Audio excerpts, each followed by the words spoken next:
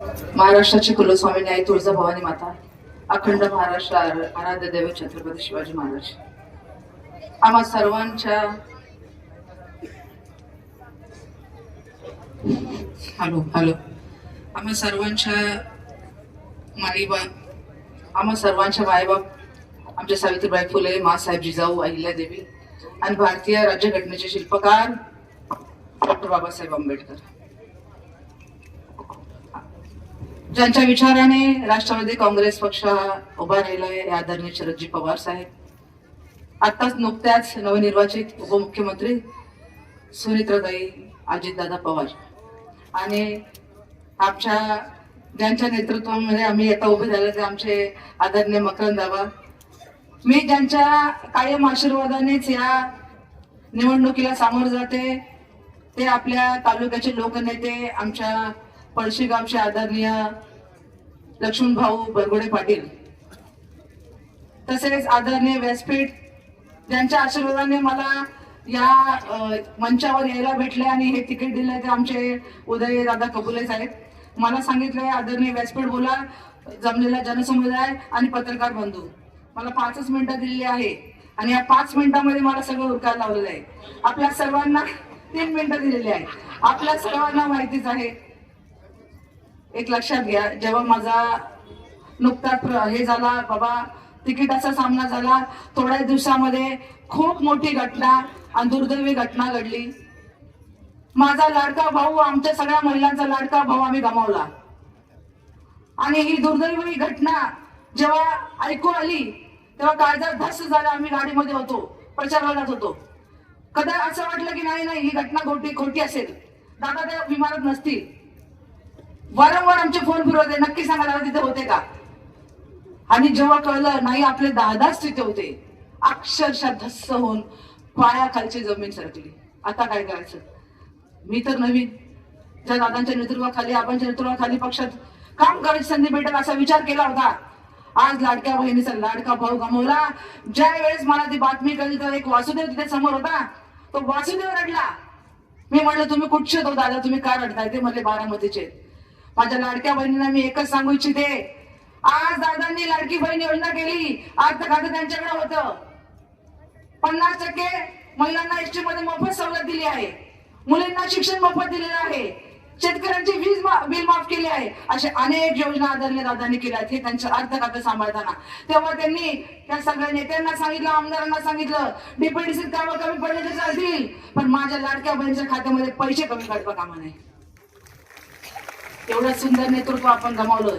अक्षरशः डोंगरी विकासचं काम करत असताना आज आवर्जून सांगू इच्छिते, मगाशी ढमाळ साहेबांनी उल्लेख केला, डोंगरी विकास समिती असो आता डीपीडी सदस्य असो, त्या विचारात काम करत असताना आदरणीय आमदार साहेबांचीच शिफारस लागते आणि आदरणीय मकरंद साहेबांच्या नेतृत्वाखाली मला शिफारस देऊन आज मी 3 टन डोंगरीचं काम केलं आणि 18 गावांमध्ये असं एकही गाव नाही की त्याच्यात माझं विकास काम नाहीये.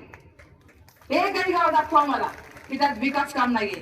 त्या विकास कामाचं सांगत असताना फक्त वॉटर गटर मीटर हे न सांभाळता आज महिलांच्या वेदना जाणल्यात, आज युवकांचे प्रश्न मार्गी लावलेत, आज कंपन्या फोडल्यात, MIDC वर आवाज उठवलाय. हे सगळं पत्रामध्ये तुम्ही बघितलं असेल. माझ्या पत्रकार बंधूंना तुम्ही विचारू शकता. माझा स्वभाव असा नाहीये नो डिस्कशन डायरेक्ट डिसिजन. तुम्हाला माहिती पंचायत समितीमध्ये जो आपण निर्णय घेतो सभापतीचा असेल किंवा सरपंच असेल, जर तुम्ही असं शिक्षित किंवा सक्षम महिला बसवली नाही तर ती महिला काय करते, ठराव घेताना म्हणते थांबा, नवऱ्याला मेसेज पाठवते, देव का ठराव. अरे तो ठराव नाही गेला की पुढच्या मिटिंगला ठराव, मग ती सांगते करायचं की नाही. असं पुढे पुढे पुढे तसला आपला प्रकार नसतो. सांगितलं नो डिस्कशन डायरेक्ट डिसिजन. अशा हा प्रकारचं आम्ही काम करत असतात.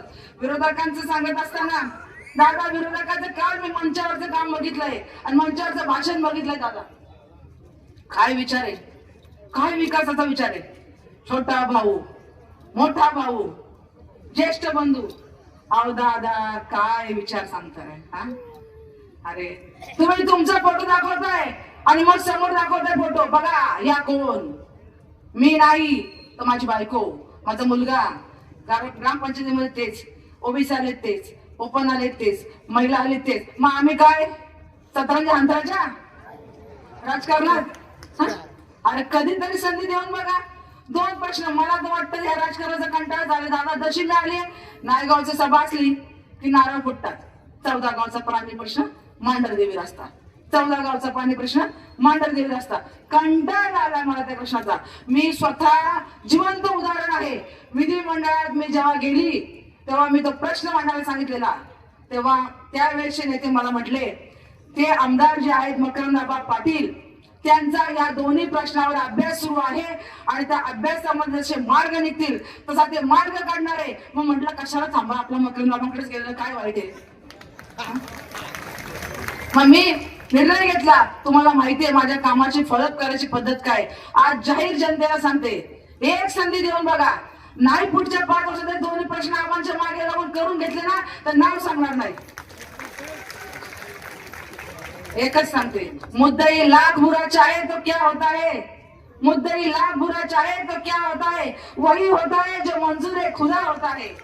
1 नंबरची माणसं तुम्हाला भेटले त्यामुळे आमचं बटनही तिघांचं 1 नंबर आलेला आहे.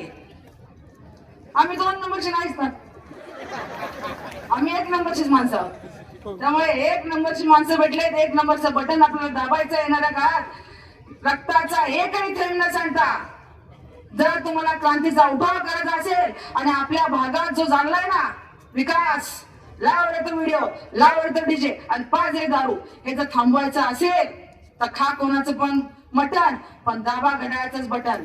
आणि त्यामुळे रक्ताचा एकही थेंब न सांडता जर तुम्हाला क्रांतीचा उठाव करायचा असेल तर आदरणीय डॉक्टर बाबासाहेब आंबेडकरांनी सांगितलंय तर तो उठाव करण्याचा एकमेव मार्ग आहे ते म्हणजे मतदान.